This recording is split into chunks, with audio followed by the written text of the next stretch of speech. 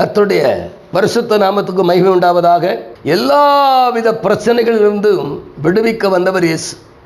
உங்கள் எல்லா பிரச்சனைகளுக்கும் முடிவு உண்டாக்க வந்தவர் இயேசு. எல்லாம் முடிந்தது என்று சொன்னவர் இயேசு, எல்லாம் முடித்தவர் இயேசு. இந்த இயேசுவை தான் பிதா பரிசுத்தமாக்கி உலகத்துக்கு அனுப்பினாராம். உலகத்துக்கு வந்த இயேசு கிறிஸ்து அழகாக பிதாவுடைய சித்தத்தின்படியே செய்து கொண்டு வருகிறார். அவர் சொல்ல, நான் பிதாவுடைய சித்தத்தை செய்யும்படியாகத்தான் இந்த உலகத்துக்கு வந்தேன் என்றார். சித்தம் செய்யும்படியாக வந்தேன் என்று. அப்போ தேவ சித்தம் நாம் செய்வதற்காகத்தான் இயேசு கிறிஸ்துவை இந்த உலகத்திற்கு அனுப்பியிருக்கிறார் இல்லையா? அப்போ யோவான் 3ஆம் அதிகாரம் 34ஆம் வசனத்தை நான் வாசிக்கிறேன். தேவனால் அனுப்பப்பட்டவர் தேவனுடைய வார்த்தைகளை பேசுகிறார். தேவன் அவருக்கு தமது ஆவியை அளவில்லாமல் கொடுத்திருக்கிறார். பிரியமான தேவச்சனமே, கர்த்தருடைய வார்த்தையை கொஞ்சம் கவனிச்சு பாருங்க. தேவனால் அனுப்பப்பட்டவர் தேவனுடைய வார்த்தையை பேசுகிறார். தேவனால் அனுப்பப்பட்டவர் தேவனுடைய வார்த்தையை பேசுகிறார்.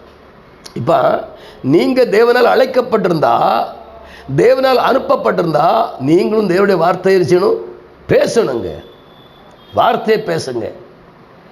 கட்டுக்கதைகள் வேண்டாம், பாரம்பரியம் வேண்டாம், பிரபஞ்சத்தோடு ஒத்து போகிற வசனங்கள் வேண்டாம். வார்த்தையை பேசுங்க, சத்தியத்தை பேசுங்க. சத்தியத்தை பேச பேச சத்தியம் உங்களை விடுதலை ஆக்கும். சத்தியத்தை அறிவீர்கள், சத்தியம் உங்களை விடுதலை ஆக்கும். குமாரன் விடுதலை ஆக்கினாங்க, மெய்யான விடுதலை. அப்போ ஒரு மெய்யான விடுதலை நமக்குள்ளே உண்டாக வேண்டுமானால் வசனம் உள்ள போக போக தான் அது விடுதலை ஆக்கும். வார்த்தை உள்ள போகணும். வார்த்தை உள்ள போக போக தான் விடுதலை உண்டாகும். ஆனால் இன்றைக்கு வார்த்தை மேலே மக்களுக்கு கவனம் இல்லை. ஏன்னா ஆதியில் தேவனுடைய வார்த்தை இருக்கு இல்லையா? அந்த வார்த்தை தேவனுடைய வார்த்தை அல்லவா? அந்த வார்த்தை தான் நம்ம உட்கொள்ள வாழணும். மனுஷன் அப்பத்தினாலே மாத்திரமல்ல, தேவனுடைய வாயிலிருந்து புறப்படுற ஒவ்வொரு வார்த்தையினாலும் பிழைப்பான். பிரியமானவர்களே, தேவன் குமாரனை அனுப்பினதுடைய பிரதான நோக்கம் என்ன என்றால், நாம் தேவனுடைய வார்த்தையை அவர் மூலமாய் கேட்டு அவரிடத்திலிருந்து பெற்றுக்கொண்டு அவரை போல மாறுவதற்காகத்தான் குமாரன் இந்த உலகத்துக்கு வந்தார். குமாரன் வந்த நோக்கம் என்ன? நாம் அவரை போல அப்படி சாயலாய் மாறுவதற்காக. அவர் பிதாவுடைய சித்தத்தையே எப்போ செய்து கொண்டிருந்தார் இல்லையா? தேவ பிரசன்னத்திலே இருந்து கொண்டிருந்தார் அல்லவா? தேவ மகிமையிலே நிறைந்திருந்தார் அல்லவா? நானும் என் பிதா ஒன்றாக இருக்கிறோம் என்று சொன்னார் இல்லையா? அப்போ தேவனால் அனுப்பப்பட்ட ஒரு மனுஷன் இயேசு கிறிஸ்து என்ன சொல்றாருன்னா, தேவனுடைய வார்த்தையை பேசும்படியாக வந்திருக்கு.